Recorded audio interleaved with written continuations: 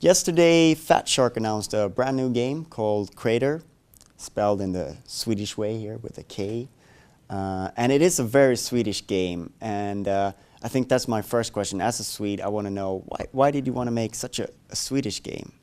I think because most games are made in the States, and so you're used to having American sort of culture being referenced in games. And we thought about it, and then we realized they know American culture better than we do. So it would just be stupid for us to make a game about American culture. It's much smarter for us to make a game about Swedish culture. And also, for the largest amount of the audience will be not from Sweden probably. Everything will be very exotic and exciting for them. So why not do what we know best, and also it will be a cool setting, I think.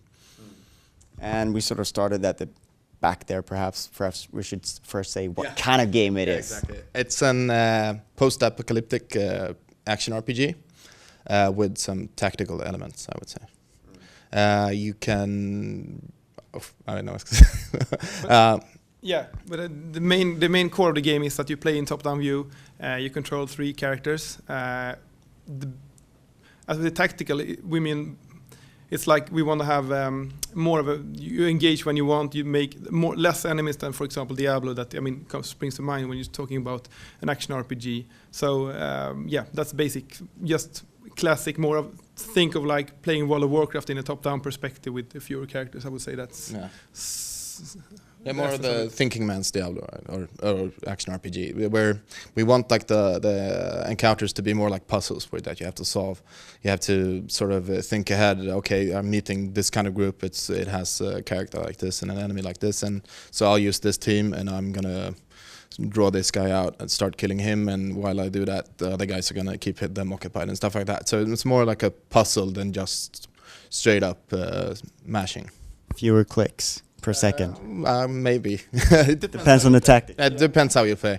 I mean, one of our programmers said, okay, he clicks like a crazy guy, and I almost click nothing. So it depends on your play style. Also, a squad management thing is very important. I mean, we have a squad man, so you collect a roster. So for each mission, you pick three characters from the roster. So you have a broad. You level your characters, but you also level your team. So you can choose between different type of play style between the missions. So what's best suited for the actual mission you play. So that's one thing I think is important different as well. Yeah. Exactly. So does it work a little bit like, for instance, in Spore, where you pick a team? Of course, there you only played with one at a time, but you were able to pick like different styles of. I guess you could see similarities with Spore, yeah, because there you have. I can't remember how many, but maybe it's like 10 characters to choose from, and then you pick 3, I guess, that you take with you. So there's, yeah. They have hundreds, but there's like a few basic types. You will have a big roster to choose from. There are characters that you picked up during your campaign, and that you will have leveled up as well, or you've at least upgraded to suit like a special role that you want them to fill, and then you're gonna select the 3 you see fit for the quest or mission ahead.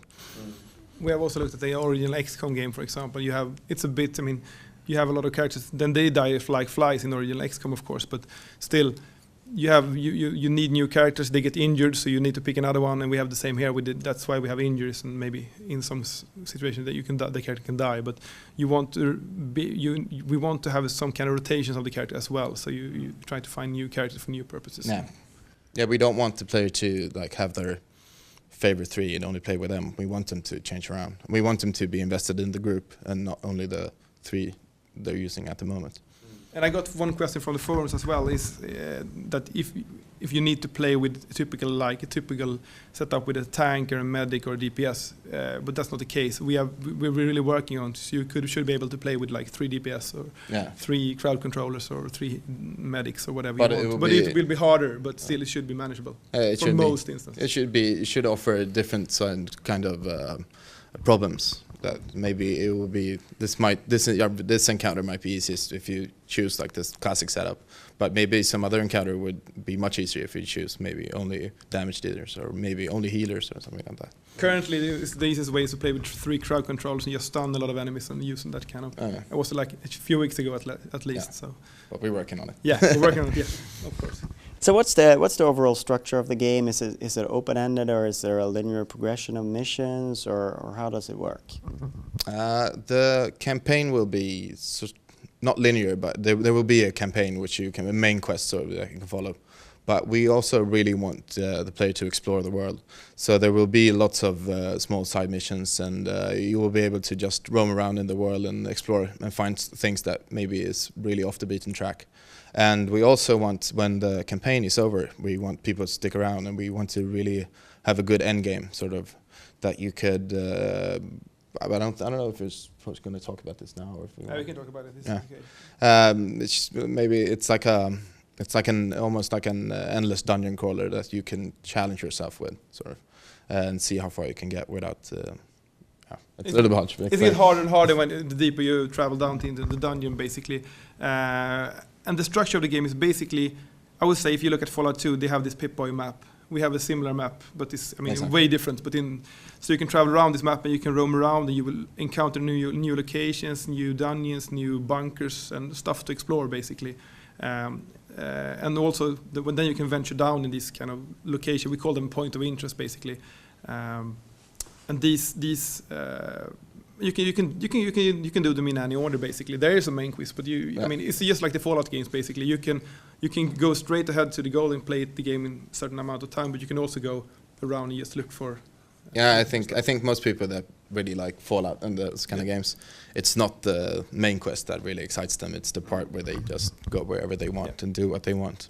So that's something that we're really trying to achieve. As we're also very much into crafting, it's very, very important that you will find new stuff. So you encounter a location that you really can't cope with early on in the game, and then when you've collected new characters or better weapons, then you can get back and get down to that and see, maybe finish the last few levels in that dungeon or so. So we want to have it a bit like.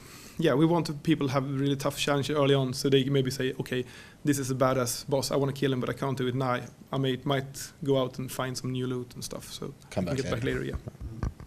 And I understand there's 3 factions as well. How do the player interact with the factions, and what does that add? I don't know if we're really talking about the story so much right now, but there will be 3 factions that the player would start out belonging, or more or less belonging to, at least working for one of the factions, and he's sort of a mercenary, or not the player, but the group that the player represents. They're sort of a mercenary gang, and they do things for everybody. So you will, during your travels and during your quests, you're gonna get involved in the other factions, but we're not really talking about the story. So they're more of a story device rather than sort of something on the side, or. Yeah, yes, at least what we can say right now. We're exploring it right now really much. We have a clear story and the background of the world, and we have a story we want to tell, but we haven't really decided how we're going to approach it. It's always easy to write up a story, but it's really important to get the feel. I mean, like Fallout doing is, again, very, very nice. They tell a good story, and it's like there's a lot of lore in the world to find. So I think we mainly focusing right now to get the feeling of the world really good. So you find stuff, you get. Like people talking about stuff going on in the world and telling the story. So I think we wait a bit with the main story to talk more about it. And obviously with this kind of game, some people would expect some sort of cooperative mode or anything like that. Have you opted against that, or are you still planning on maybe including? We're planning on having a co-op mode. But as what we're speaking about right now, at least, is it will be as a separate sort of campaign. But you will be using the same characters and your same squad as you use and you will keep all the loot and stuff that you get. But you won't play at least that. It's, I must say, it's really much up on the discussion right now. But what we're thinking about, at least, is having it as sort of a separate campaign that you can opt into at any time.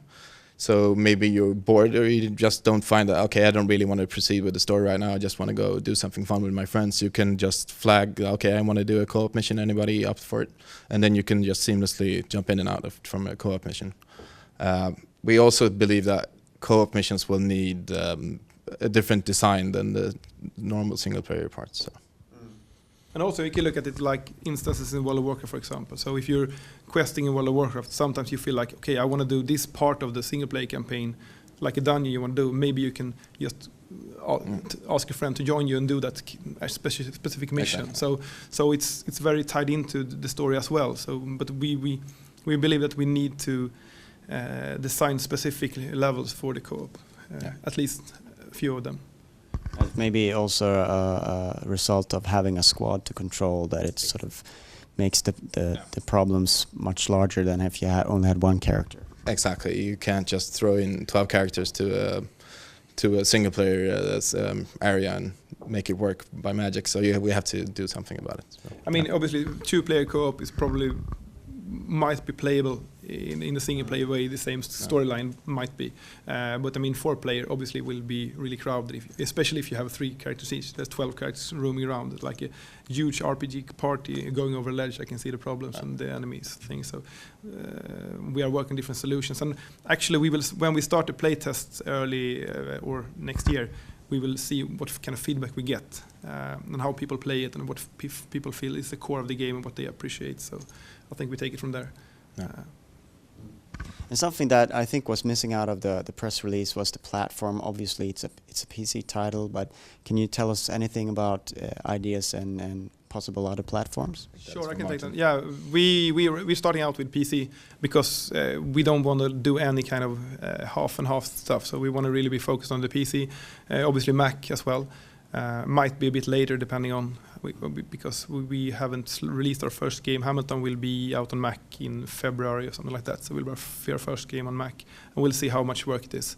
I mean, I don't want to rule out the console version, but we will see it as a separate project because I think the controls are so different. So you can't do this kind of game for both platforms at the same time. So for now, it's really PC focused, and it's also very hardcore. So I think it's maybe a bit better focused for the PC audience than PC gamers and the console games right now, at least. And by the sounds of it, you're pretty early in development. Do you have sort of any timeline sketched out? Sure. I mean, the idea from now on is to try to describe the game, some of the backstory, but mainly the gameplay, the game mechanics, and see how people feel about it. And we are trying it out, and maybe around, I would say, later part of January, bring in a lot of testers and see the results. And from that, we will take it. I mean, probably, I think we're looking for a release maybe Q2 next year. But I mean, always in games, you know, if we get a lot of feedback in January says that you need to have this and that, we might postpone it and fix that, because we want to be quite open and agile in this development of this game. Because, for example, we have the PvP as a DLC, but if people feel like PvP is really, really important, we might add the PvP arena for the first release as well. But I mean, and then we probably need to delay the game as well. So I don't want to comment. Don't make any promises regarding specific dates, because in game industry it's like either you might miss the target and get delayed, or you delay it on time, but it's a crappy game, so we don't want to do... When it's done. When it's done, yeah. It's a good one. All right. Thank you very much for your time. Thanks. Thank you very much.